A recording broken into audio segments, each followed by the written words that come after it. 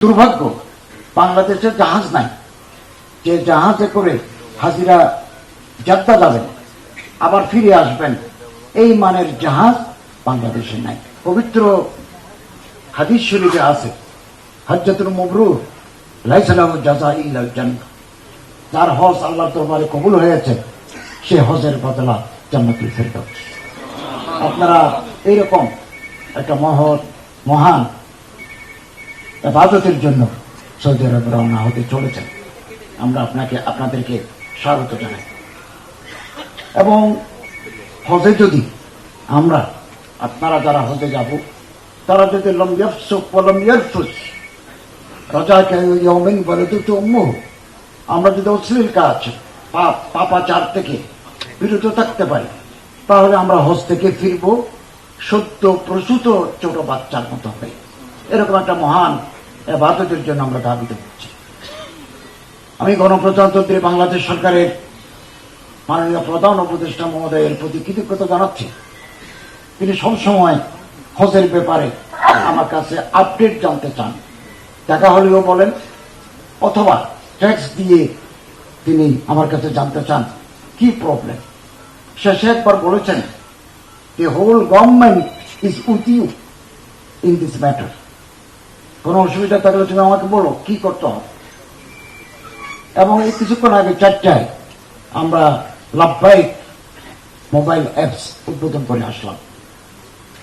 এবং আমি ব্যয়ের বিমান ভাড়া যৌক্তিকভাবে কমানোর জন্য সরকারের বিমান পরিবহন ও পর্যটন মন্ত্রণালয় কর্তৃপক্ষের কাছে কৃতজ্ঞতা জ্ঞাপন করি। বিমান কর্তৃপক্ষ, রাজস্ব বোর্ড, ওনারা আমরা বারবার মিটিং করে আমরা এই ভাড়া কিছুটা কমাতে সক্ষম হয়েছি। এবং মোবাইল অ্যাপস আমরা চালু করেছি।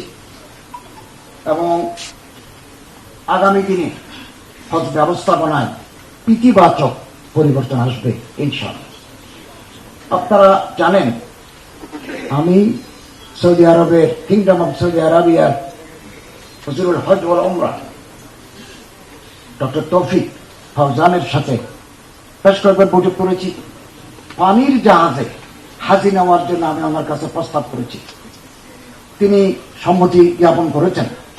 কিন্তু দুর্ভাগ্য বাংলাদেশে জাহাজ নাই, যে জাহাজে করে হাজিরা যাত্রা যাবেন আবার ফিরে আসবেন, এই মানের জাহাজ বাংলাদেশে নাই। এর জন্য তারা বাংলাদেশ গভর্নরের সাথে আলাপ করেছেন। সময় কম হওয়ার কারণে এটা আমরা পারি নাই।